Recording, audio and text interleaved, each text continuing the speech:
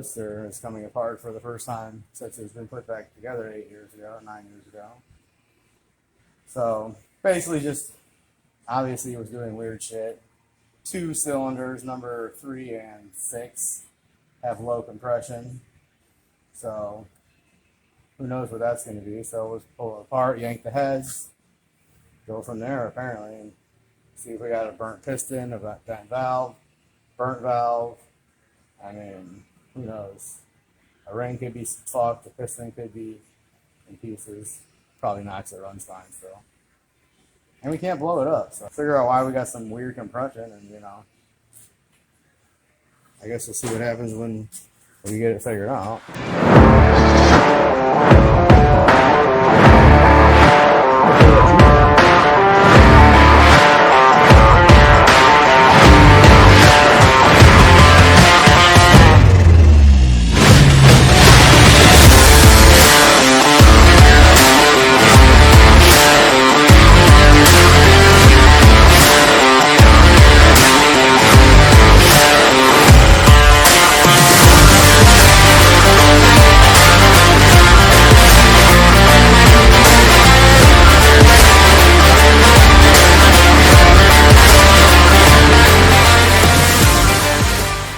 The valves don't notice look bad somehow.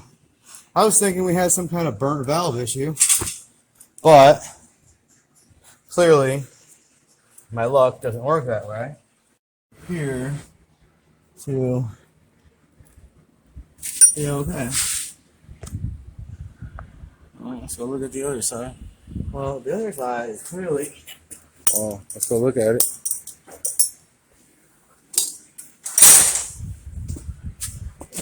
Oh, well, we're missing chunks of the piston. That one looks alright. That one. That one's down there is fucked up too, or is that which? Oh yeah, those are both missing piston. Yeah. That was why it was popping. That one. And she still wouldn't blow up. Oh god. Oh well, a couple burn up pistons. I mean, what do you expect? It kind of is going to depend on the cylinder bore. No, I want to say the cylinder bore is fine. So that means new pistons. It had good oil pressure. I mean, obviously we'll pull it apart and check. If we had a boost ready small block, it would have already been in something.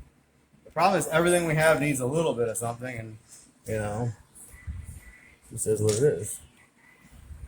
Well, I think at this point in life, we'll drop the pan. Drop the pan and see what happens from there. Like, there's no pieces in there, huh? Oh, looks like they're underneath, so they're probably in the oil pan. That's pretty funny. So, no. No, they would be in the motherfucking turbo somehow. They would got shot out the exhaust. That's maybe the reason that, because this thing had those two, or the first junk turbos on it, and one got a little funny. So I bought new ones for it, and apparently that piston went through the turbo and hooked it up. Ah. Like, that was years ago, though. Then I drove it for years after that. Like, that was before Vegas. Driving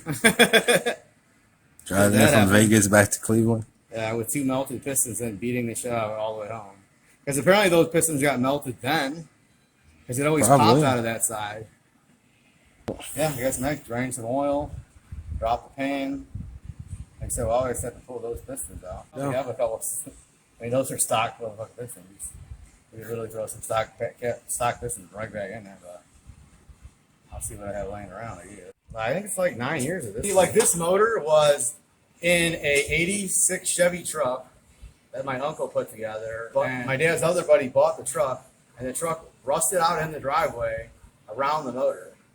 So I went and pulled the motor out and literally bolted the intake on it and bolted twin turbos on it. I didn't even touch a valve to adjust nothing. I didn't even do nothing. I did put an oil pan on it. Actually, I put a 7-quart oil pan on it so it had more oil in it. But that's all I did. So Jesse built this car about 8 or 9 years ago. It made a little bit of power. Jesse drove it literally across America.